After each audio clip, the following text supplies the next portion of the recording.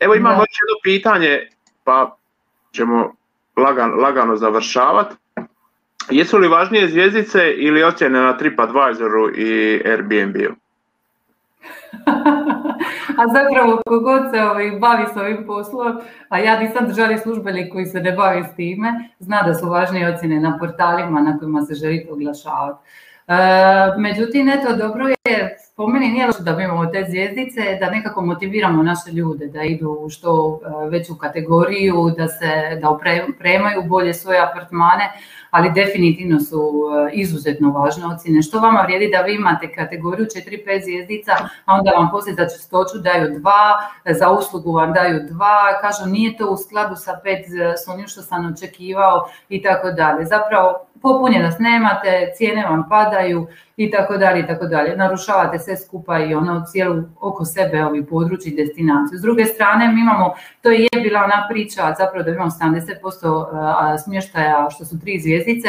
Stvar je u tome što te 3 naše zvjezdice su bile puno kvalitetnije od recimo talijanskih 3 zvjezdice i zbog toga smo imali jako dobre ocjene generalno, dakle dobivali smo nagrade od strane i Bookinga, i TripAdvisora, i Small Luxury Hotels i raznih drugih nekakvih agencija i portala i novina također, kao i najbolji domaćin, i najbolja usluga, i najbolji smještaj i tako dalje, i tako dalje. Dakle, vrlo često smo mi pri samome vrhu, ali to ne samo hoteli, nego kažem i privatni smještaj, u bilo kojim natjecanjima i u bilo kojim nagradama. Prema tome, to nije u skladu sa ove 70% 3 zvjezdice koje imamo. Kako možemo biti u vrhu svjetskih nagrada, a ovdje imamo 70% apartmana koji su 3 zvjezdice. Znači da su naše 3 zvjezdice puno bolje od stranih 3 zvjezdica.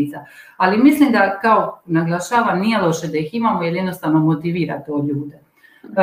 Da idu, da malo više ulažu, ali važnije su na portalima, apsolutno. Da, evo, ovdje ima jedna zanimljiva stvar. Prije nekih 5-6 godina ja sam malo istraživao i došao sam do nekog zaključka, sad ne mogu biti 100% siguran da je to točno, ali dogodila se nekako vrijeme izgradnje. Znači, talijanski hoteli i objekti su se gradili 60-ih i 70-ih, kad kod nas zapravo nije ništa gradilo osim velikih hotelskih kuća.